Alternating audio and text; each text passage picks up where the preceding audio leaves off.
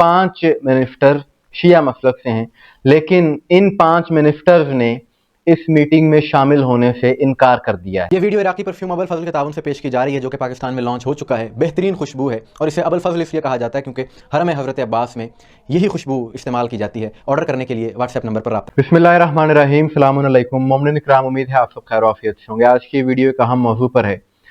मौजूदा हालात के तनाजुर में और आलम इस्लाम में जो कुछ हो रहा है, इसमें अली वालों का जो किरदार है, इस बारे में कुछ बातें होंगी। और बात यह है, गुज़िश्ता इन पौने 2 सालों में हुसैनियत का जिस कदर प्रचार सारी दुनिया में हुआ है, वो अपनी मिसाल आप है। उसकी वजह यह है कि सारी दुनिया को ये बात पता चल गई कि जब मैदान अमल में किरदार अदा करने की बात आती है, मजलूम मुसलमानों के हक में आवाज़ उठाने की या अमली मैदान में शीशा पलाई दीवार बनने की बात हो या बातिल कुव्वतों के खिलाफ खड़े होने की बात हो, तो सिर्फ शियाने अली अलैहिस्सलाम ही हैं जो इस वक्त भरपूर अंदाज में किरदार अदा करते हैं या कर रहे हैं। इसमें कोई दो राय नहीं है, सारी दुनिया इस बात को तस्लीम कर रही है। और ऐसी एक पेशरफ मशरिक़ वुस्ता में हुई है जिस हवाले से हम बात करेंगे। और मौजूदा हालात में लबनान की हुकूमत ने, जो वहाँ की इस वक्त मौजूदा हुकूमत है, उनकी जानिब से उन्हीं ताकतों के दबाव में आकर, प्रेशर में आकर एक बड़ा फैसला वहाँ की हुकूमत ने किया है। और वहाँ की मौजूदा हुकूमत के इस फैसले से मजलूम मुसलमानों के जज्बात को ठेस पहुँची है।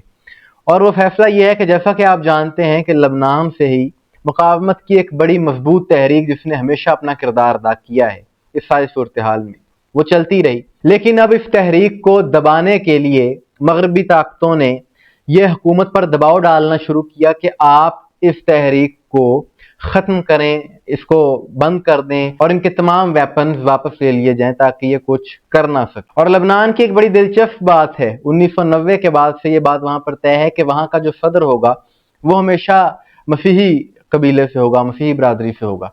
और वहाँ के जो वज़ीर आज़म है वो अहले सुन्नत मसलक से होंगे, और जो पार्लियामेंट के स्पीकर हैं वो शिया मसलक से होंगे। ये एक बैलेंस ऑफ पावर के लिए ये तरतीब रखी गई। लेकिन आज तक वहां पर जितनी भी हुकूमतें आई 1990 से लेकर अब तक, मकबूलियत वहां पर मुकावमत की तहरीक की ही रही है और हुकूमत से ज्यादा इनकी चलती रही। लेकिन हाल ही में शहादतों के एक तवील सिलसिले के बाद ये तहरीक ज़ाहिरी तौर पर कमजोर हुई और उसी कमजोरी का फायदा उठाते हुए ये फैसला किया गया कि इस तहरीक को खत्म किया जाएगा। और इस हवाले से वहां के वज़ीर आज़म ने एक स्पेशल कैबिनेट मीटिंग का इनेकाद किया है। 5 अगस्त को यानी परसों ये मीटिंग होगी और इसमें ये फैसला कर दिया जाएगा कि ये तहरीक सरेंडर कर देगी। इस कैबिनेट में शामिल जो मिनिस्टर्स हैं, जो अरकान हैं, उनकी तादाद 20 से 21 बताई जा रही है और उसमें 5 मिनिस्टर शिया मसलक से हैं।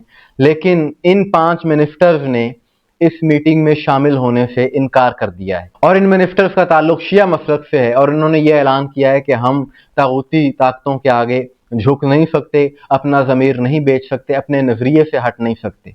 अब फैसला जो भी हो, उस मीटिंग का नतीजा जो भी हो, लेकिन इन लोगों ने, इन 5 अफराद ने जो कि हुसैनी हैं, इन्होंने ये बात सारी दुनिया को बता दी है कि हम इस फैसले में शामिल नहीं हैं, इससे मुत्तफिक नहीं हैं और ना ही हम अपने नजरिए पर कभी सौदा कर सकते हैं। ये बात सारी दुनिया को सोचनी चाहिए। हुसैनी अपने अमल से ये बात साबित कर रहे हैं, सारी दुनिया को बता रहे हैं कि जालिम के मुकाबले में कभी झुका नहीं जाता, किसी दबाव में नहीं आया जाता, चाहे दबाव ताकत का हो, चाहे दबाव माल दुनिया का हो। इस वक्त आलम इस्लाम को इत्तेहाद की ज़रूरत है, इत्तेफाक की ज़रूरत है, फ़िरका वरीयत के खात्मे की ज़रूरत है।